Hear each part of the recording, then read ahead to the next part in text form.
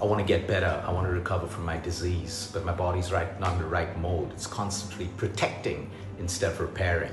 Am I safe enough to repair, or do I need to protect? If your brain senses safety, it spends energy on healing, digestion, immunity, hormones, reproduction, learning, and recovery. If your brain senses danger, even if there's no physical threat, it shifts towards survival.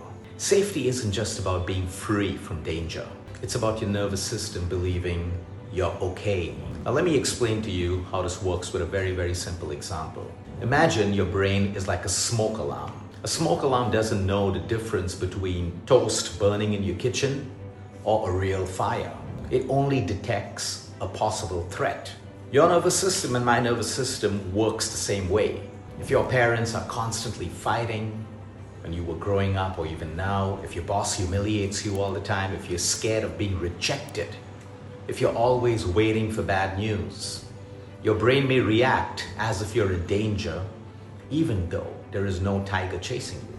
Your body can't tell the difference between emotional danger and physical danger as perfectly as we would like it to. So what does feeling safe actually mean? Let's break this down so that you can understand and self-reflect.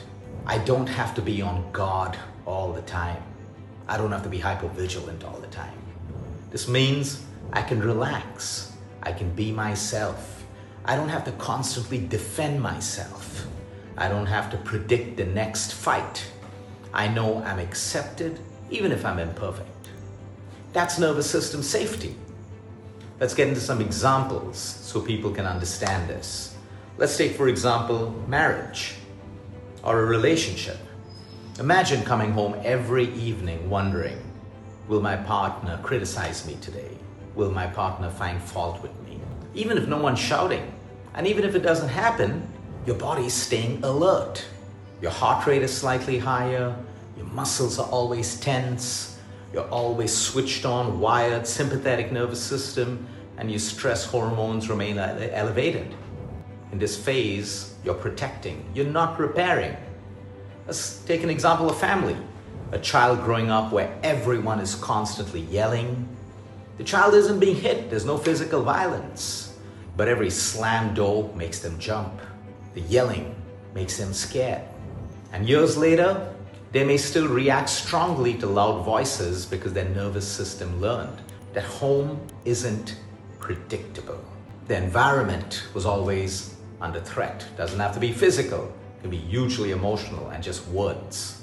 Let's go to school. A student is terrified of answering questions, not because of the question, but because they're scared everyone will laugh at them. Their brain isn't focused on learning, it's focused on survival.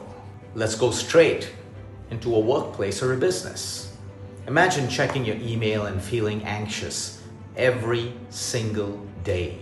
Not because emails are dangerous, not because they are necessary, but because your boss is unpredictable. Your nervous system begins associating work with threat. And you're in that environment. You're always protecting. You never reach the repair phase. Let's move straight into friendships. You're always wondering, did I say something wrong? Will this action make me less liked by my friends? Why haven't they replied yet? Are they upset? Your brain never gets to switch off. It's always wired, it's always on, it's always protecting you. So we miss the whole phase of repair. We still repair, but at a very, very low intensity. Now, why does this matter for us biologically? When your brain senses safety, it says, wow, we can spend energy repairing. All of us have to consistently repair with the world that we're in today. When it senses danger, it says, forget repairing. We need to switch because we need to survive. So your body temporarily shifts resources towards faster reactions, increased alertness, more glucose available for muscles because you're in fight and flight, reduced digestion, reduced recovery, altered immune function, massive in autoimmune patients, and changes in hormonal balance. This response is incredibly helpful during short-term threats. Now, problems arise when the danger signal never turns off. If it turns on, turns off, fantastic, we're human, it's going to happen. Your nervous system doesn't respond to your calendar. It responds to what it believes is safe or unsafe. So let's go into ways where we can help our nervous system feel safer. Number one is predictability. The brain loves knowing what comes next. That's why uncertainty makes us scared. Uncertainty makes us anxious. One emotionally safe person can change your entire biology. Someone who listens. They may not agree with you, but they listen. They don't shame you. They let you be yourself. They make you feel accepted. Human connection is one of the strongest regulators of the nervous system. It is so important for you to choose your partners the right way, or navigate through those relationships, or make changes where you have to, because this is the foundational baseline. Number three, most powerful and free, slow breathing. When you slow your exhale, you send signals through the vagus nerve that the immediate threat has passed.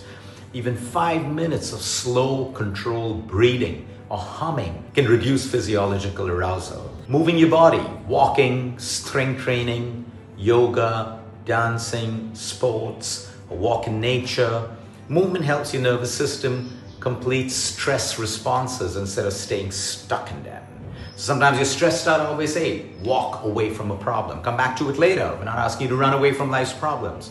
Walk away, it's movement. Your health isn't only built by what you eat or how much you exercise. It's built by how safe your brain believes your world is. Because a body that feels safe can heal.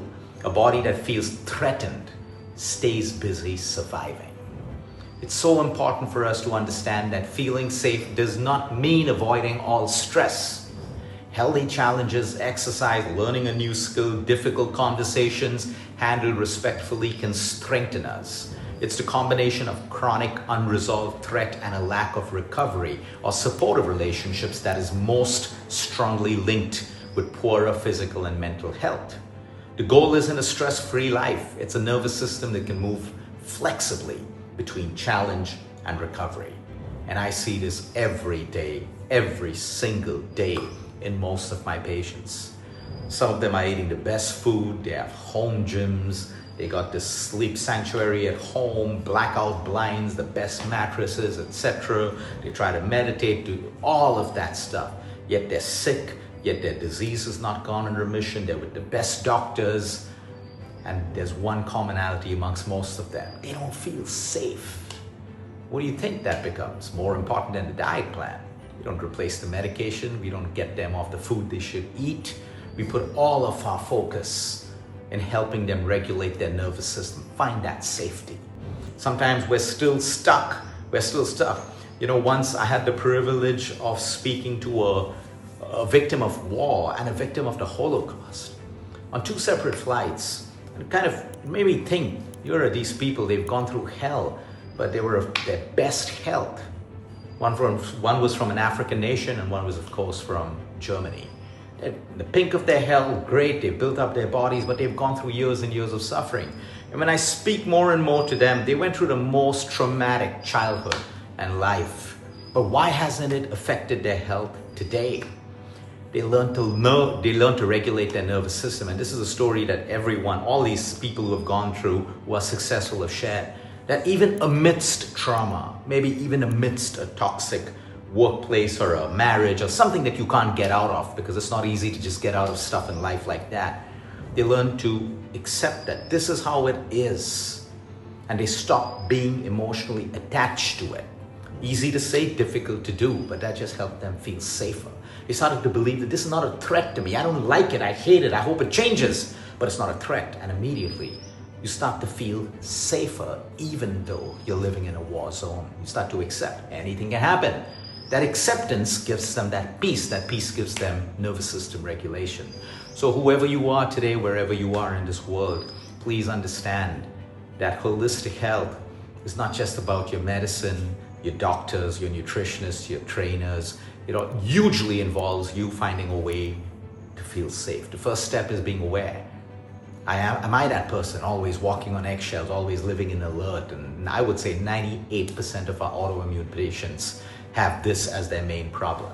And then you find a path and you find the actions that you now align to start to help you feel safer. You use the tools, you use everything you have, everything we spoke about. You start to build predictability in your life.